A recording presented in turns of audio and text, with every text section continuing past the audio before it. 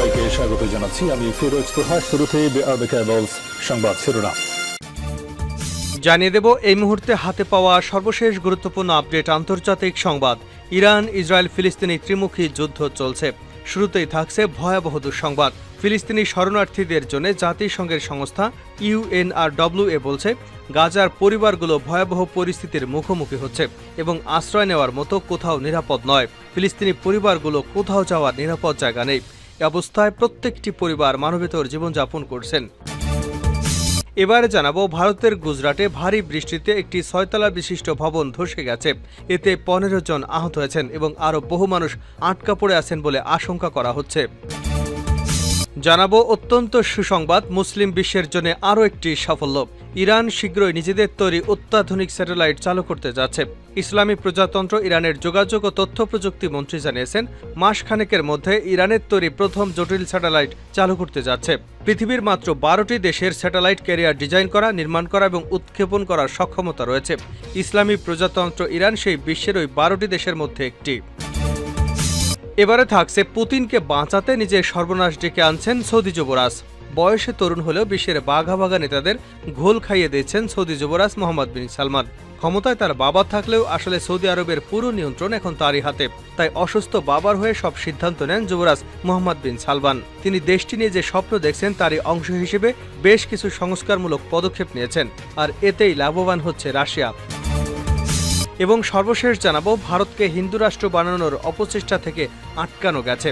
ভারতের এবারে লোকসভা নির্বাচনের ফলাফল প্রসঙ্গে নোবেল বিজয়ী অর্থনীতিবিদ অমর্ত্য সেন বলেছেন, ভারতকে হিন্দু রাষ্ট্র বানানোর যে অপচেষ্টা চলছিল সেটা কিছুটা হলেও আটকানো গেছে। মানুষ এবার আর বিজেপির ধর্মান্ধতার পক্ষে রায় দেয়নি।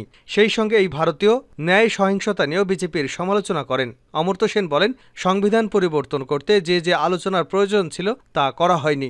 এতক্ষণ শিরোনাম শুনছিলেন, এবার বিস্তারিত। প্রিয় দর্শক, আপনি যদি এই চ্যানেলে নতুন হয়ে থাকেন, ভিডিওটি দেখতে দেখতে চ্যানেলটি সাবস্ক্রাইব করে আমাদের সঙ্গেই থাকুন। আর এই ভিডিও সম্পর্কে আপনি আপনার মূল্যবান মতামতটি কমেন্ট বক্সে জানিয়ে দিন। আর হ্যাঁ প্রিয় দর্শক, জানিয়ে দিন ভিডিওটি কোথা থেকে দেখছেন। গাজায় ফিলিস্তিনি পরিবারগুলোর কোথাও যাওয়ার জায়গা নেই। ফিলিস্তিনি শরণার্থীদের জন্য জাতিসংঘের সংস্থা বলছে, গাজার পরিবারগুলো ভয়াবহ পরিস্থিতির মুখোমুখি হচ্ছে এবং আশ্রয় পাওয়ার মতো নিরাপদ কোনো জায়গা নেই। ফিলিস্তিনি পরিবারগুলোর কোথাও যাওয়ার নিরাপদ কোনো জায়গা এখন আর অবশিষ্ট নেই। গাজায় সংস্থাটির মুখপাত্র লুইস ওয়াটার্স নিউ ইয়র্ক টাইমসকে দেওয়া এক সাক্ষাৎকারে বলেন, এটি মৃত্যু ও বাস্তুচ্যুতির একটি অন্তহীন চক্র। প্রভাবশালী মার্কিন গণমাধ্যমকে দেওয়া সাক্ষাৎকারে তিনি আরও বলেন, মানুষ এখানে আশা হারাচ্ছে, তারা শক্তি হারাচ্ছে। আরেকটি জোরপূর্বক বাস্তুচ্যুতির মুখোমুখি হচ্ছে গাজার মানুষ এবং নিরাপত্তার কোনো নিশ্চয়তা নেই। লুইস ওয়াটার্স বলেন, 8 মাস ধরে যুদ্ধ হয়েছে, মানুষ অত্যন্ত ক্লান্ত। যারা ক্লান্ত তারা অপুষ্টিতে ভুগছে। এদিকে গাজার স্বাস্থ্য মন্ত্রণালয় জানিয়েছে, বাস্তুচ্যুতদের আশ্রয় দেওয়া একটি স্কুলে স্থানীয় সময় শনিবার ইসরায়েলি হামলায় 16 জন নিহত হয়েছেন। গাজায় সরকারের প্রেস অফিস জানিয়েছে, স্কুলটিতে 7,000 মানুষ আশ্রয় নিয়েছিলেন। মন্ত্রণালয় এটিকে জঘন্য গণহত্যা বলে নিন্দা জানিয়েছে। মধ্য গাজা নুসেরাতে আল জাওয়ানি স্কুল থেকে আহত আরও 50 জনকে হাসপাতালে নেওয়া হয়েছে। এ বিষয়ে যোগাযোগ করা হলে ইসরায়েলি সামরিক বাহিনী তাৎক্ষণিকভাবে কোনো মন্তব্য করতে পারেনি বলে জানিয়েছে তুর্কির সংবাদ মাধ্যম TRT ওয়ার্ল্ড। গুজরাটে ধসে পড়া 6 তলা ভবনে বহু মানুষ আটকা। ভারতের গুজরাটে ভারী বৃষ্টিতে একটি 6 তলা বিশিষ্ট ভবন পড়ে গেছে। এতে 15 জন আহত হয়েছেন এবং আরও অনেক মানুষ আটকা পড়েছেন বলে আশঙ্কা করা হচ্ছে। শনিবার প্রদেশটির সুরাটের সচিনপলি গ্রামে এই ভবন ধসের ঘটনা ঘটে বলে জানিয়েছে ভারতীয় সংবাদ মাধ্যম NDTV। সংবাদ মাধ্যমটি বলছে, পুলিশ ও ফায়ার সার্ভিসের কর্মীরা ঘটনাস্থলে পৌঁছে উদ্ধার অভিযান চালাচ্ছেন। ঘটনাস্থলে ভিজুয়ালে দেখা গেছে উদ্ধারকারী কর্মকর্তারা কংক্রিটের বিশাল খণ্ড সরিয়ে সরিয়ে কাজ করছেন। একই সঙ্গে আটকা পড়াদের খোঁজ করছেন তারা। ভারতীয় কর্মকর্তাদের মতে, আগে থেকেই ভবনটি জরাজীর্ণ ছিল। গত কয়েকদিন ধরে ওই এলাকায় ভারী বৃষ্টিপাতের পরে এটি ধসে পড়ে গেছে। ইরান শিগগিরই নিজেদের তৈরি অত্যাধুনিক স্যাটেলাইট চালু করতে যাচ্ছে। মুসলিম বিশ্বের আরও একটি সাফল্য। ইসলামী প্রজাতন্ত্র ইরানের যোগাযোগ ও তথ্য প্রযুক্তি মন্ত্রী জানিয়েছেন, মাসখানেকের মধ্যে ইরানের তৈরি প্রথম জটিল স্যাটেলাইট চালু হতে যাচ্ছে। ইরানের যোগাযোগ ও তথ্য প্রযুক্তি মন্ত্রী ইশা জারেপুর ইরানের পার্স-2 স্যাটেলাইট সর্বশেষ অবস্থার সম্পর্কে কথা বলেছেন। তিনি জানিয়েছেন, পার্স-2 স্যাটেলাইটটি চূড়ান্ত পর্যায়ে রয়েছে এবং আমরা আশা করি খুব শিগগিরই এর ডেটা ব্যবহার করা যাবে। পার্স-2 আরও জানায়, জারেপুর এই স্যাটেলাইটের উৎক্ষেপণের সময় এবং কক্ষপথের স্থাপনের বিষয়েও উল্লেখ করেছেন। তিনি বলেছেন, এই স্যাটেলাইটটি আগামী মাসের মধ্যেই চালু করা হবে। ইরানের যোগাযোগ ও তথ্য প্রযুক্তি মন্ত্রীর ঘোষণা অনুযায়ী ইরানের বিজ্ঞানীরা ছবি ছাড়াও এর স্থানিক ডেটা ব্যবহার করতে সক্ষম হবেন। জারেপুর স্পষ্ট করে বলেন, পার্স 2 স্যাটেলাইট সাধারণ কালো এবং সাদা ছবি ছাড়াও 8 মিলিমিটারের নির্ভুল ইমেজ সহ নাইট ভিশন ছবিও প্রদান করবে। ইরান সহ 6টি দেশ মহাকাশে জীবন্ত প্রাণী প্রেরণ করতে সফল হয়েছে। এছাড়াও মাত্র 12টি দেশের স্যাটেলাইট ক্যারিয়ার ডিজাইন করা, নির্মাণ করা এবং উৎক্ষেপণ করার ক্ষমতা রয়েছে। ইসলামী প্রজাতন্ত্র ইরান বিশ্বের ওই 12 দেশের মধ্যে একটি। পুতিনকে বাঁচাতে নিজের সর্বনাশ ডেকে আনছেন সৌদি যুবরাজ। বয়সে তরুণ হলেও বিশ্বের বাঘা বাঘা নেতাকে ঘোল খাইয়েছেন সৌদি যুবরাজ মোহাম্মদ বিন সালমান।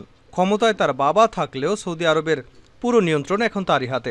তাই অসুস্থ বাবার হয়ে সব সিদ্ধান্ত নেন যুবরাজ মোহাম্মদ বিন সালমান। সৌদি আরবের ভবিষ্যৎই এই নেতার হাতে। দেশটিকে নিয়ে যে স্বপ্ন দেখছেন তার অংশ হিসেবে বেশ কিছু সংস্কারমূলক পদক্ষেপ নিয়েছেন। তার নেওয়া এমনই এক পদক্ষেপ সরাসরি লাভবান হচ্ছে রাশিয়ার প্রেসিডেন্ট ভ্লাদিমির পুতিন। ইউক্রেনে চালানো হামলার পর থেকেই পশ্চিমাদের তোপের মুখে রয়েছে পুতিন। তার দেশের উপর একের পর এক নিষেধাজ্ঞা দিয়ে রাশিয়ার অর্থনীতিকে চাপে ফেলেছে পশ্চিমারা। বিশেষ করে দেশটির তেল এবং গ্যাস রপ্তানির উপর নিষেধাজ্ঞায় মস্কোর অর্থনীতির উপর ব্যাপক প্রভাব ফেলেছে। ঠিক সেই মুহূর্তে বন্ধু পুতিনের দিকে সাহায্যের হাত বাড়িয়ে দিলেন সৌদি যুবরাজ মোহাম্মদ বিন সালমান। আন্তর্জাতিক বিশ্লেষকদের মত ঠিক এমনই। মার্কিন গণমাধ্যম ব্লুমবার্গ এক প্রতিবেদনে জানিয়েছে, অপরিশোধিত তেল রপ্তানি কমিয়ে দিয়েছে সৌদি আরব। গেল কয়েক বছরের মধ্যে এত অল্প পরিমাণ তেল কখনো রপ্তানি করতে দেখা যায়নি রিয়াদকে। দেশটি সদ্য শেষ হওয়া জুন মাসে দিনপ্রতি প্রায় 56 লাখ ব্যারেল করে তেল রপ্তানি করেছে। কোভিড-19 মহামারীর সময় বিশ্বে একবারে থমকে গিয়েছিল, তখন পড়ে গিয়েছিল তেলের বাজারও।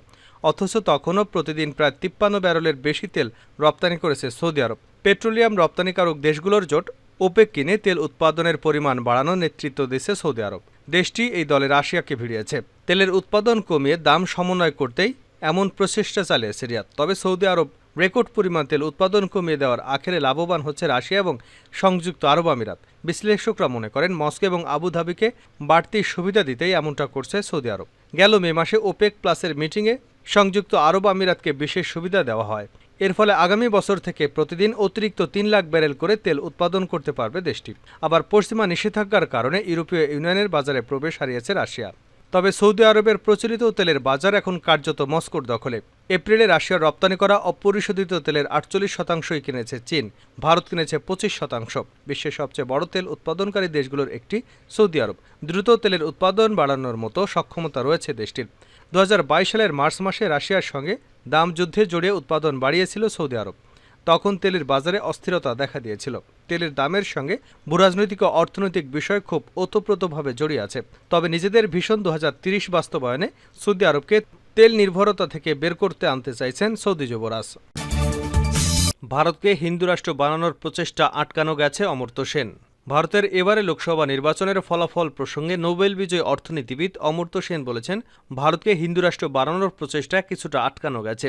মানুষ এবার আর বিজেপির ধর্মান্ধতার পক্ষে রায় দেয়নি। সেই সঙ্গে ভারতীয় ন্যায় সহিংসতা নিয়েও বিজেপির সমালোচনা করেন নোবেল বিজয়ী অর্থনীতিবিদ। অমর্ত্য সেন বলেন, সংবিধান পরিবর্তন করতে যে আলোচনা প্রয়োজন ছিল তা করা হয়নি। প্রতিটি ট্রাস্টের পক্ষে প্রায় প্রতি বছর একটি সমালোচনা সভা আয়োজন করা হয়। আবার সেই আলোচনার বিষয় ছিল কেন স্কুলে যায়, সহযোগিতার সহজ পাঠ। শনিবার পশ্চিমবঙ্গের বোলপুরে এই আলোচনায় অংশ নিয়ে ট্রাস্টের চেয়ারম্যান অমর্ত্য সেন আলোচনায় ছিলেন অধ্যাপক যোদ্রেস। এছাড়া রাজ্যের বিভিন্ন বিশ্ববিদ্যালয়ের শিক্ষক ও শিক্ষার্থীরা এতে অংশগ্রহণ করেন। অমর্ত্য সেন বলেন, এবারের স্কুলে পর্যন্ত আলোচনায় পৌঁছে গিয়েছিল কিভাবে ভারতকে হিন্দু রাষ্ট্র করা যায়। তবে এটাও ঠিক যে এখনও আমাদের শিশুদের মধ্যে হিন্দু মুসলমান পার্থক্য একদম নেই। তাই এবার লোকসভা নির্বাচনের মাধ্যমে হিন্দু রাষ্ট্র বানানোর প্রচেষ্টা আটকানো গেছে। অমর্ত্য সেন আরও বলেন, অযোধ্যার রাম মন্দির এলাকার আসনে এবার জিততে পারেনি বিজেপি প্রার্থী, জিতেছে ধর্মনিরপেক্ষ আদর্শের একজন প্রার্থী। তাতেই প্রমাণ হয়ে যায় যে এখনও ভারতের মানুষ ধর্মনিরপেক্ষতার আদর্শে লালিত। যদিও ভারত যে একেবারে ধর্মনিরপেক্ষ দেশ তাও নয়, ভারত বহু ধর্মের দেশ।